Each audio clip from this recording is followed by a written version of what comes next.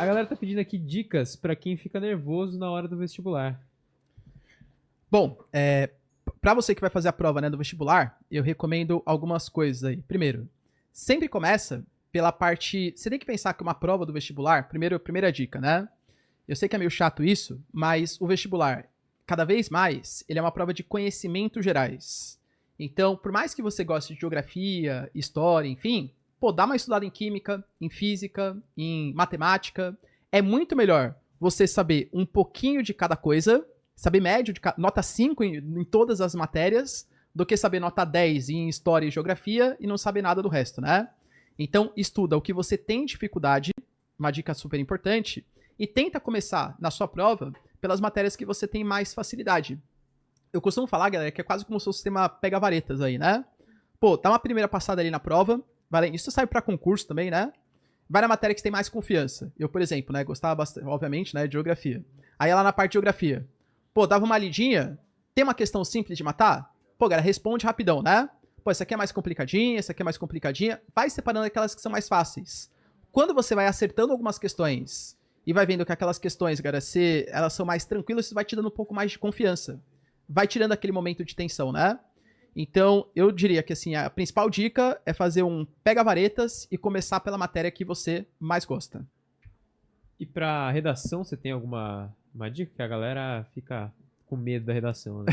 Redação é tenso mesmo, né?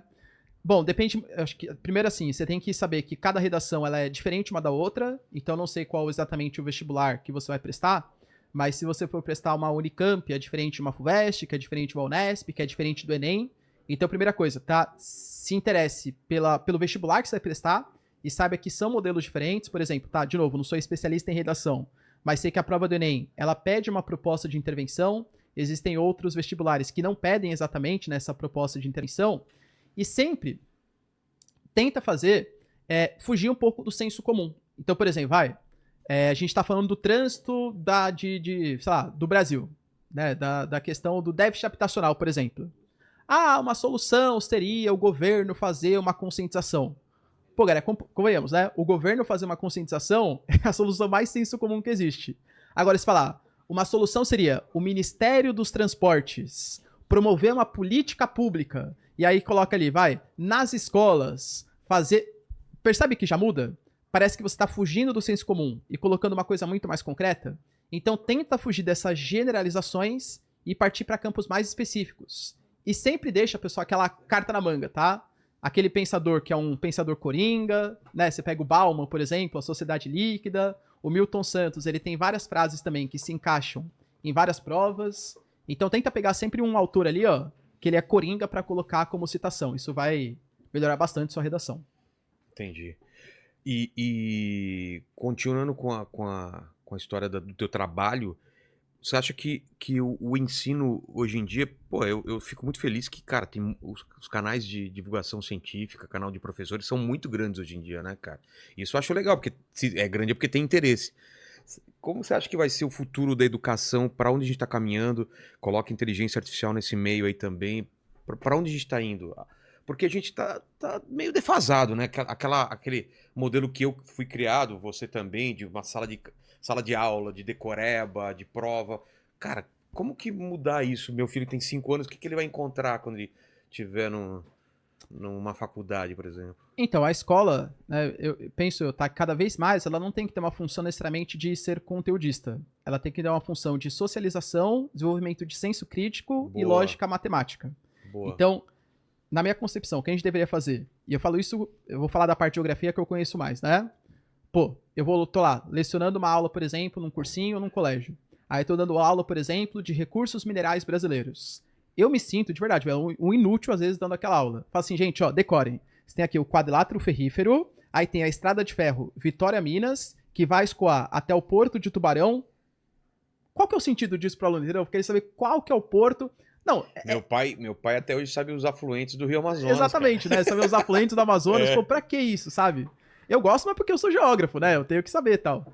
Mas, então, eu acho que a gente tem que reduzir bastante os conteúdos que são ensinados, não só em geografia, mas história também deve ter os seus excessos, matemática, enfim.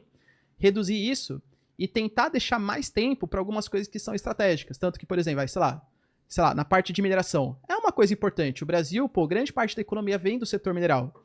Mas tentar fazer com que o aluno, por exemplo, ele entenda quais são os impactos sociais, os impactos ambientais da mineração, para quais países que a gente está negociando, para que vai ser utilizado aquele minério, não ficar decorando qual que é o porto e qual que é a ferrovia e qual que é a estrutura geológica que comporta aquele mineral, entendeu?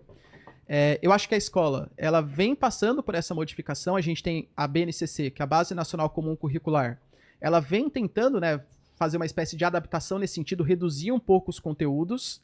A reforma do ensino médio, ela foi pensada assim também, só que ela não cumpriu de fato o que ela prometia, tá?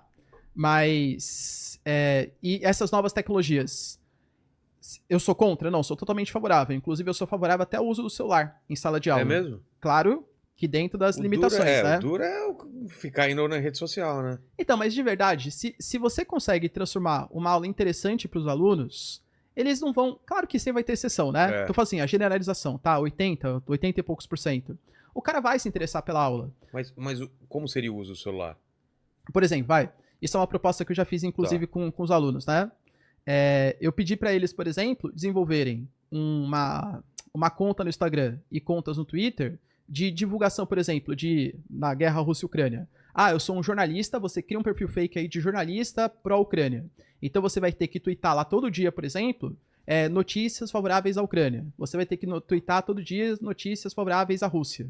E aí durante Notícia real. Notícia real, exatamente, não é né? pra inventar. Não, o cara é como se fosse um jornalista, mas ele começa a divulgar matérias verdadeiras, né?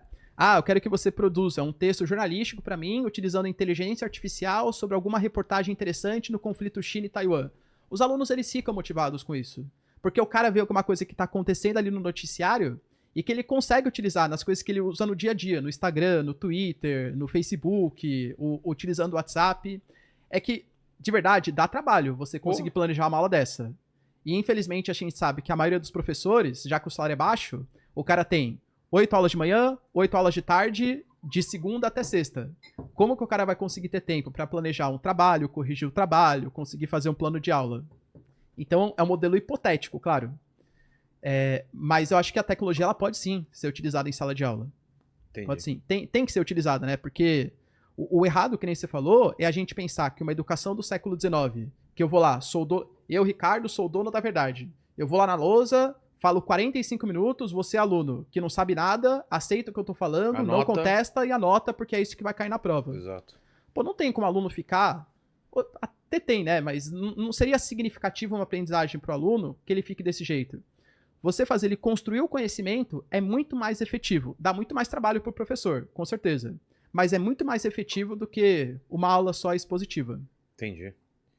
Ricardo, obrigado demais pelo papo aí, cara. Tem mais alguma coisa que você queira saber? Você como pessoa, Paquito, uma dúvida sua. Se for de redação, eu queria saber se você acha que é realmente interessante esse esquema de como é a redação, por exemplo, do Enem.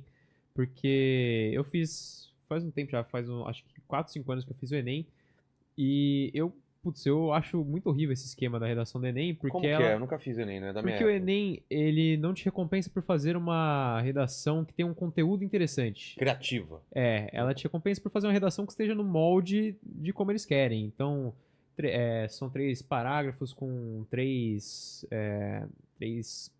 esqueci o nome, enfim. E todas com tipos de argumentos diferentes, no final uma conclusão e tudo mais. Então, ela premia você por fazer uso desse molde, não fazer uma redação interessante. Eu queria saber o que você acha disso.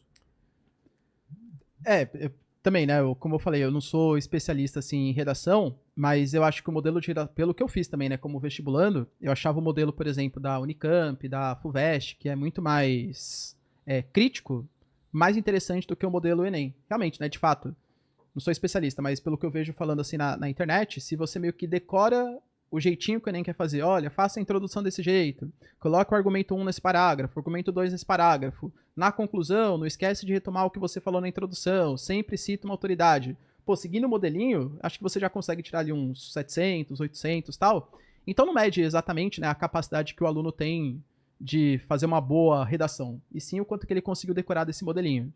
Então eu que, de novo, não sou especialista, mas acho que o modelo FUVEST Unicamp também ele é mais interessante aí que o modelo Enem.